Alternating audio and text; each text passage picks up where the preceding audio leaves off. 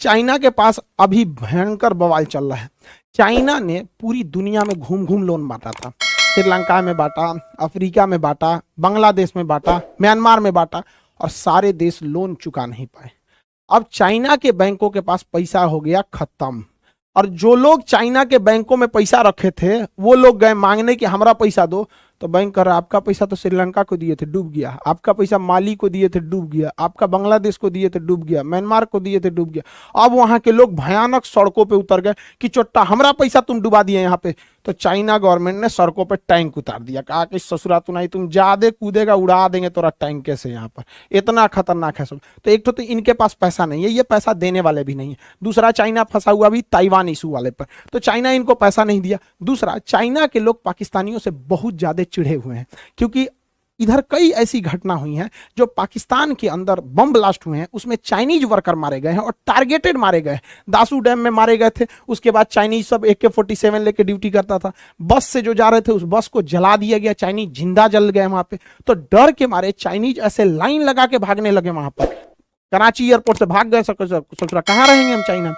तो चाइना पाकिस्तान के ऊपर लोन तो दिया नहीं, कर्जा माफ किया नहीं, उल्टे लगा दिया 11.6 मिलियन डॉलर का फाइन कि दे चट्टा कहीं का, हमारे नागरिक मरे हैं, सुरक्षा दो नहीं तो इतना पैसा दो यहाँ पर। तो पाकिस्तान के पास तो था नहीं, गरीबी में आटा गीला हो गया। पाकिस्तान को हर हाल में अपना कर्ज हटाना पड़ेगा वरना पाकिस्तान दिवालिया हो जाएगा। इसके लिए पाकिस्तान के संसद ने एक ऐसा विधेयक पास कर दिया कि पाकिस्तान अपने किसी भी एसेट्स को, जैसे हाईवे हो गया, एयरपोर्ट हो गया या फिर बंदरगाह हो गया, इसे विदेशी को बेच सकते हैं, और इसके खिलाफ कोई भी व्यक्ति सुप्रीम कोर्ट में नहीं जाएगा। सोचिए कि ये लोग पहले ही सुप्रीम कोर्ट को साइड कर दिए। अब इन्होंने ग्वादर पोर्ट तो बेच रखा है, ग्वादर पोर्ट बचा नहीं, इनका एयरपोर्ट कोई लेने वाला है नहीं यहाँ पर। तो हो सकता है कि ये हाईवे वगैरह को बेचे कि भैया तुम यहाँ से टोल वसूल के ले जाओ यहाँ पर। हद तो तब हो गया वहां की महिलाएं इसका विरोध करने लगी, क्योंकि चाइनीज जो थे पाकिस्तानी लड़कियों को लेके जाने लगे चाइना में। किसी भी देश के लिए इससे शर्म की बात क्या हो सकती है। ये पाकिस्तानी न्यूज है, देखिए यहाँ पाकिस्तान का झंडा भी है, ये पाकिस्तानी लड़की को गर्ल को लेके जा रहा था चाइना में, यहाँ पे विरोध हो गया यहाँ पे। तो अब पाकिस्तानी लड़कियां अब जाएंगी कर्जा उतारने के लिए। यार कोई भी देखो, हम लोग को भी इतना शर्म लगता है देश सुनते कि पाकिस्तान वालों का क्या क्या हाल हो गया वहां पे, ये हाल है। और पाकिस्तान के लोग भी देख रहे होंगे, तो ये आप ही के यहाँ का न्यूज है, ये हमारे यहाँ का न्यूज नहीं है। चाइनीज भड़क गया कि हम ले के जाएंगे उसको यहाँ पर, तो ये हाल हो गया पाकिस्तान का। और उसके पास बेचने के लिए कुछ है नहीं। CPEC सड़क में ऑलरेडी उसने कर्जा ले रखा है, इतना बड़ा सड़क बनाने में और चारों ओर फैक्ट्री लगाने में, फैक्ट्री तो लगी नहीं। दूसरा, ग्वादर पोर्ट इसने 40 साल के लिए लीज पर दे रखा है, तो इसके पास अब बेचने के लिए कुछ है नहीं। अब चाइनीजों का बलूचिस्तान के एरिया में कब्जा होते जा रहा है।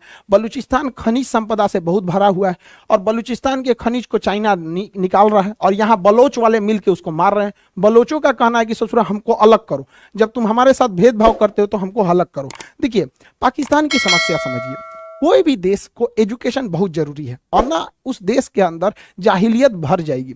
पाकिस्तान में जो पंजाबी लोग हैं उन्हें ज्यादा वैल्यू दिया जाता है, कहा जाता है कि गोरे गोरे लोग होते हैं, बहुत अमीर होते हैं, पढ़े लिखे होते हैं। तो पाकिस्तान में सबसे ज्यादा वैल्यू पंजाबियों को दिया जाता है, उसके बाद वैल्यू सिंधियों को दिया जाता है। पाकिस्तान में यही दो लोग इज्जत से जी सकते हैं, और सबसे कम वैल्यू दिया जाता है बलोचों को। तो बलोच को इज्जत नाम की कोई चीज नहीं मिलती है। हालांकि अगर आप ध्यान देंगे तो सबसे ज्यादा तो पंजाबियों की इज्जत होती है, उसके बाद सिंधियों की, बची कुची जो इज्जत एकदम कचड़ा बराबर देते हैं सब बलोचों को।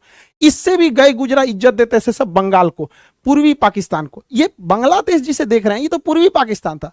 ये पाकिस्तानी इन्हें कहते थे कि ये बंगाली काले होते हैं, इन्हें किसी काम लायक नहीं रखते थे। तो यही हुआ कि बंगाल में मुक्ति वाहिनी खड़ी हो गई, और 1971 में भारत के सहयोग से यह मुक्ति वाहिनी ने आजाद करा दिया, और 1971 में बांग्लादेश टूट गया।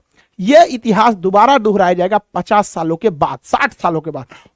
2030 तक यहां से बलोच भी अलग हो जाएगा।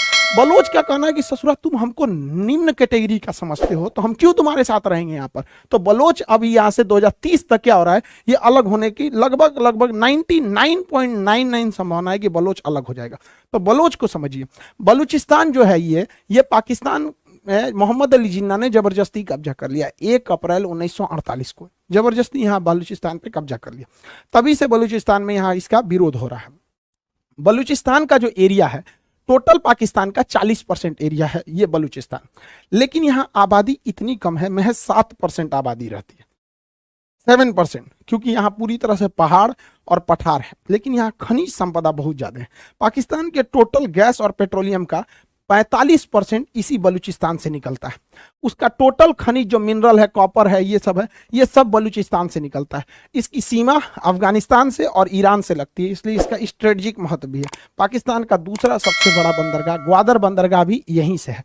सीपीसी सड़क भी इधर ही जा रहा है। लेकिन इन सारे चीजों में बलूचिस्तान के लोगों को रोजगार नहीं दिया गया, यहाँ कोई भी डेवलपमेंट नहीं किया गया, ना ही कोई कायदे की यूनिवर्सिटी खोली गई, ना ही हेल्थ केयर इंफ्रास्ट्रक्चर को बढ़ावा दिया गया, ना ही किसी इन्वेस्टमेंट को यहाँ लाया गया। यहाँ किसी भी तरह का डेवलपमेंट नहीं किया गया और उल्टा तो यहाँ पे सेना लगा दिया गया जो यहाँ लोगों को घर में घुस घुस के मार देती है, और चाइनीजों को भर दिया गया जो यहाँ की लड़कियों को उठा के लेके चले जाते हैं। तो ये एरिया में भीषण बवाल हो गया है। अब इन लोगों का कहना है कि हम क्या रहेंगे, अलग रहना चाहते हैं। तो ये बलोच वाले लोग अलग रहना चाहते हैं। अब यहाँ पे डबल समस्या समझिए कि बलोच जो है, इनको भारत का समर्थन है, ये भारत के मतलब फेवर में रहते हैं। देखिए जब भी बलोच का झंडा देखिएगा तो इंडिया का झंडा साथ में रहेगा। तो बलूचिस्तान में ये अशांति देखकर यहाँ पर तहरीके तालिबान पाकिस्तान, ये भाई सब देख रहे हैं, ये जो हीरो की तरह है, तो हम लोग के लिए तो ठीक है, ससुरा मार रहा है पाकिस्तान को, मार भाई तुम और तगड़ा एकदम यहाँ पे। तो हम लोग के लिए क्या कचरा है, हमारे दुश्मन का दुश्मन हमारा दोस्त। इंटरनेशनल रिलेशन में तो यही होता है, लेकिन हम लोग थोड़ा एथिक्स वाले हैं, खुल के सपोर्ट नहीं कर सकते हैं इनका। लेकिन आप तो समझदार हैं यहाँ पे। तो तहरीके तालिबान कहता है कि हाँ ये अलग होना चाहिए। दूसरा जो बलोच लोग हैं, लोग बलूच, ये भी अब पाकिस्तान से कहने लगे हैं कि हमको अलग करना है। और हद तब हो गई जब फरवरी में इन बलोचों ने पाकिस्तान के 200 रेंजर जवानों को, उनके जो बीएसएफ होती है रेंजर, मार के मौत के घाट उतार दिया वहां पर। अब पाकिस्तान को समझ में आ रहा है कि 26/11 पे हमला कराओगे, कश्मीर में कराओगे, अब तुम ससुरे खुद मरोगे। अब इसमें भारत सरकार को क्या करना चाहिए कि इनका थोड़ा समर्थन करना चाहिए, जो बलोच हैं। अब इसमें ऐसा नहीं कि भारत सरकार ने समर्थन नहीं किया था। 2016 में लाल किले पे से हमारे प्रधानमंत्री मोदी जी ने कहा था कि पीओके और बलोच के लोगों के साथ उनकी सहानुभूति है। इससे बलोच लोगों का मनोबल बहुत बढ़ गया। अब बलोचों का मनोबल बढ़ेगा ना तो ये विद्रोह कर देंगे, लेकिन ये लुका छिपी की तरह नहीं हो पाएगा। और हाँ, ये बात हम समझते हैं कि प्रधानमंत्री हो, राष्ट्रपति, विदेश मंत्री, इनके एक लिमिटेशंस है, ये कुछ भी बातों को नहीं बोल सकते। लेकिन हम लोग तो बोल सकते हैं। हम लोग तो कहते हैं भैया खुला समर्थन है भारत का। बलोच लोगों से कहते हैं कि इशारा समझो, हम लोग भी खुला समर्थन इशारों में ही किए थे मुक्ति वाहिनी का, और 1971 में अलग हुआ था। तो जितने बलोच भाई लोग हैं, आप आगे बढ़ो, हम आपके पीछे अइबे करेंगे, हमारा विक्रांत पीछे से आएगा, सब आएगा यहाँ, बस एक बार आगे बढ़िए। सरकार का काम क्या है कि वो खुल के तो कुछ नहीं बोल सकती ना, फंस जाएगी। तो सरकार का काम थोड़ा पर्दे के पीछे होता है। तो हम लोग का काम है बलोच लोगों का मोरल बढ़ाना, तो मोरल हाई हम लोग कर देते हैं। बाकी मटेरियल पहुंचाना सरकार का काम है, हमारी रॉ है, मटेरियल पहुंचा दें। हम लोग के लिए एक फायदा ये है कि हम लोग बोल सकते हैं, कोई दिक्कत नहीं है। लेकिन सरकार चाहती है लेकिन बोल नहीं सकती। आप सब पढ़े लिखे हैं, समझदार हैं, क्योंकि इंटरनेशनल रिलेशन में एक दबाव बन जाता है कि आप क्यों किसी देश को तोड़ रहे हैं यहाँ पे। तो भारत के लिए ये एक बहुत अच्छा जब दबाव है कि अगर तुम कश्मीर को अशांत करोगे तो ससुरे हम तो तुम्हारा तूरिये देंगे, और हमें तोड़ने में जाता क्या, पहले से एक्सपीरियंस है हम लोग के पास 1971 का, इसी को दोहरा देंगे 2030 में। और तुम्हारे पास तो अर्थव्यवस्था नहीं है, ससुरे खाए भी ना मर रहे हो यहाँ पर। देखिए बलूचिस्तान का अलग होना या अशांत होना बहुत ज्यादा जरूरी है कश्मीर के सिक्योरिटी के लिए। बलूचिस्तान पाकिस्तान का 40% एरिया है। अगर ये अशांत हो गया, यहां विद्रोह हो गया आजादी के लिए, तो पाकिस्तान को अपनी सेना को यहां से बुलाना पड़ेगा कश्मीर से, और यहां पर जाके इंसर्जेंसी को शांत करना पड़ेगा, जिससे कि हमें फायदा होगा और कश्मीर शांत होगा। तो कश्मीरी भाइयों की शहादत न हो, कश्मीर शांत हो सके, भारत का कश्मीर भारत के साथ कंधे से कंधा मिला के चल सके, वहां भी विकास हो सके।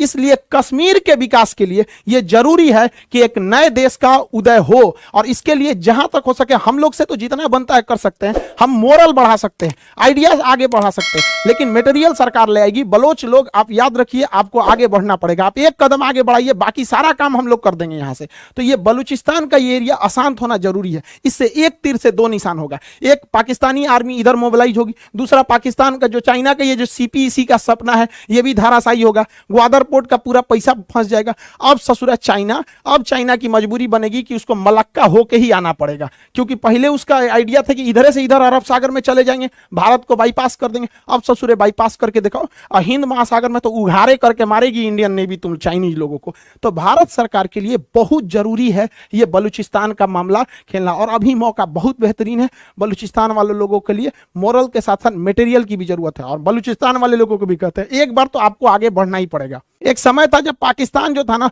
चाइना के गोद में बैठा था। आइए हमारा चचवा क्या बोलता था, ये चोट्टा साला क्या कह रहा था कि हमारी और चाइना की दोस्ती हिमालय से भी ऊंची है और समुद्र से भी गहरी है। चोट्टा कहीं का। अब बोलो कि हमारा और चाइना